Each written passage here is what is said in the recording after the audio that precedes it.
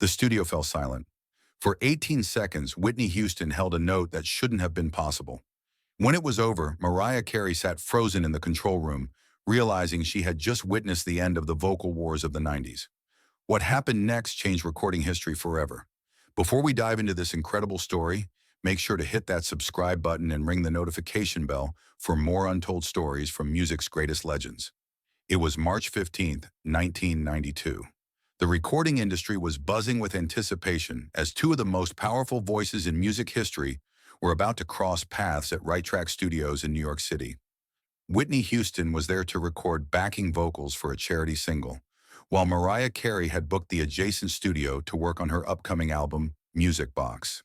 The 90s had already established these two women as the undisputed queens of pop and R&B, but there was an unspoken rivalry brewing between them.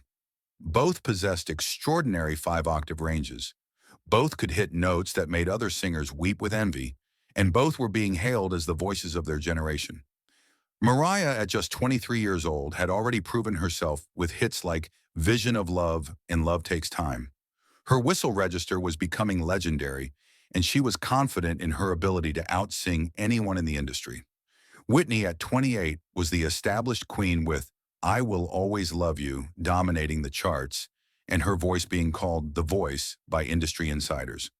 But what neither of them knew was that fate was about to orchestrate one of the most legendary vocal battles in recording history. David Foster, the renowned producer, was working with Whitney that day when he noticed Mariah in the hallway during a break. Foster, who had worked with both artists, had an idea that would either be brilliant or catastrophic. "Whitney," Foster said casually, "Mariah's working next door. Why don't we invite her in to hear what you've been working on?" Whitney looked up from her music sheet, her eyes sparkling with that competitive fire that had driven her to the top. "Sure," she said with a smile that didn't quite reach her eyes. "I'd love to meet her." When Mariah walked into Whitney's studio, the energy shifted immediately. Both women were gracious and professional, but everyone in the room could feel the electricity. They were sizing each other up, two apex predators meeting on neutral ground. "Your work on emotions was incredible," Whitney said genuinely. "That whistle register of yours is something else." "Thank you," Mariah replied. "But honestly, nobody sings like you, Whitney. That power in your voice is just unreal." They chatted for a few minutes about their careers, their influences, and their mutual respect for each other's work. But Foster could see something brewing behind their polite conversation. These weren't just two singers meeting. These were two champions quietly measuring each other's strength. "You know," Foster said with a mischievous grin, "since you're both here, why don't we try something? Just for fun." Whitney raised an eyebrow. "What did you have in mind?" "There's this song I've been working on.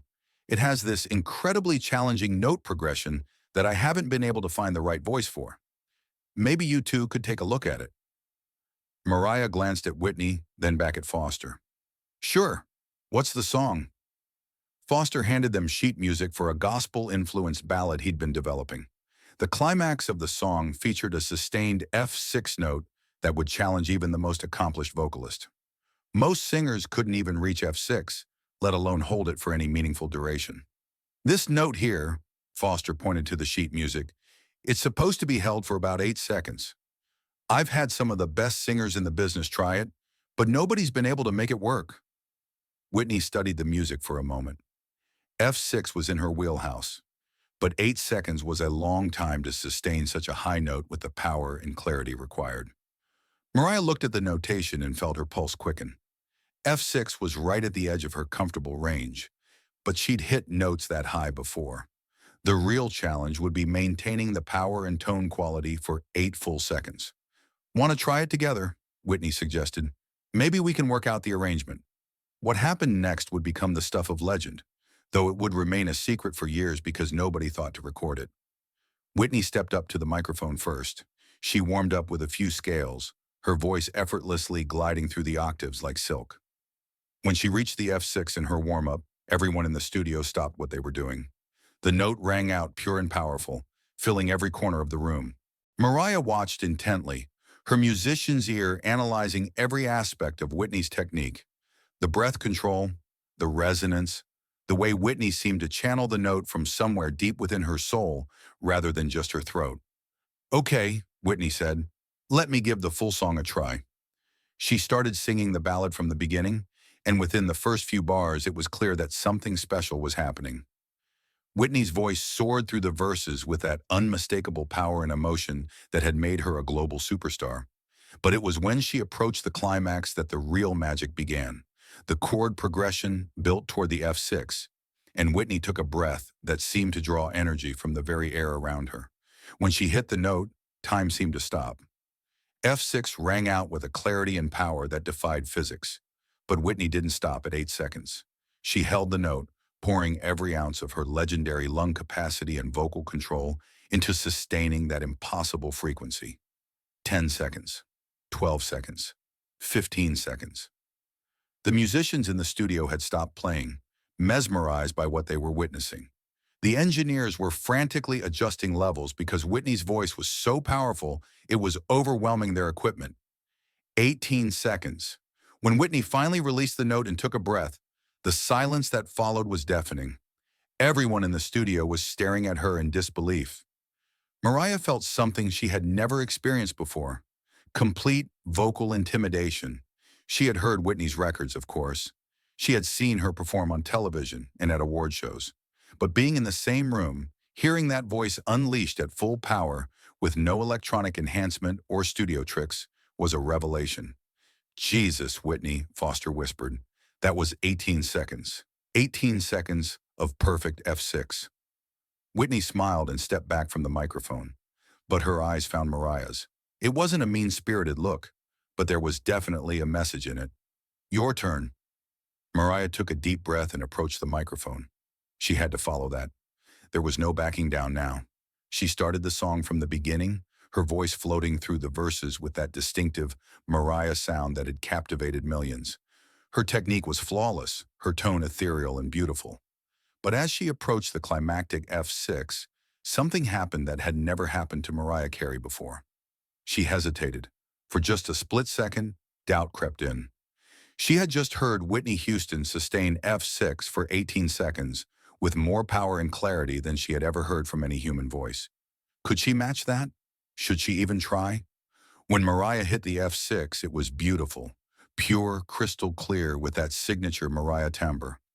She held it for 8 seconds exactly as written, and it was technically perfect. But it wasn't 18 seconds, and everyone in the room knew it. When Mariah finished the song, there was polite applause, genuine appreciation for her incredible talent. But the elephant in the room was Whitney's 18-second F6 that had redefined what was possible for the human voice. "That was beautiful, Mariah," Whitney said graciously. "You have such a pure tone in that register." "Thank you," Mariah replied, but her voice was quiet.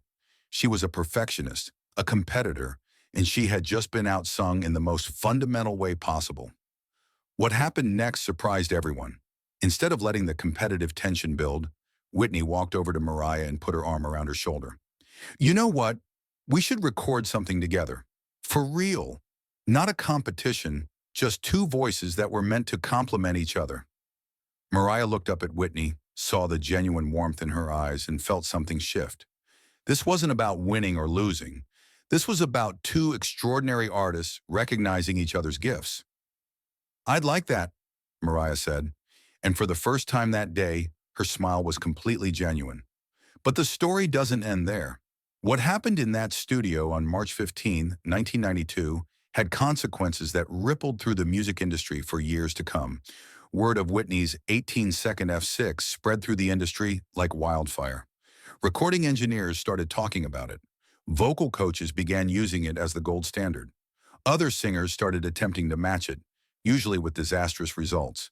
David Foster, who had witnessed the entire event, began incorporating longer sustained notes into his compositions, knowing that Whitney had proven such things were possible. This influenced a generation of songwriters and producers who started pushing vocalists to new extremes. The incident also marked a turning point in Mariah's career. Rather than being defeated by Whitney's display of vocal supremacy, Mariah was inspired to explore different aspects of her artistry. She began focusing more on her songwriting, her production skills, and the unique qualities of her voice that no one else could replicate. That day with Whitney taught me something important, Mariah would later confide to a close friend. I realized I didn't have to out-sing everyone to be great. I just had to be the best version of myself. Whitney, for her part, never spoke publicly about the incident. She was always gracious when asked about other singers, especially Mariah, whom she genuinely respected. But those who were in the studio that day knew they had witnessed something historic. Not just the 18-second F6, but the moment when two of music's greatest voices chose collaboration over competition. The charity single they were originally working on became one of the most vocally impressive recordings of the 1990s, featuring both Whitney and Mariah in an arrangement that showcased each of their unique strengths. Whitney's powerful, sustained notes complemented Mariah's delicate whistle register runs perfectly. Years later, when vocal coaches and music historians discuss the greatest vocal performances never officially recorded, Whitney's 18-second F6 at Right Track Studios always comes up. It has become legendary among industry insiders, a benchmark that remains unmatched. Some say it's impossible, others claim they were there and heard it with their own ears. But everyone agrees on one thing. March 15th, 1992, was the day Whitney Houston reminded the world why she was called the Voice. The recording industry changed after that day. Vocal standards were raised, singers started pushing themselves harder.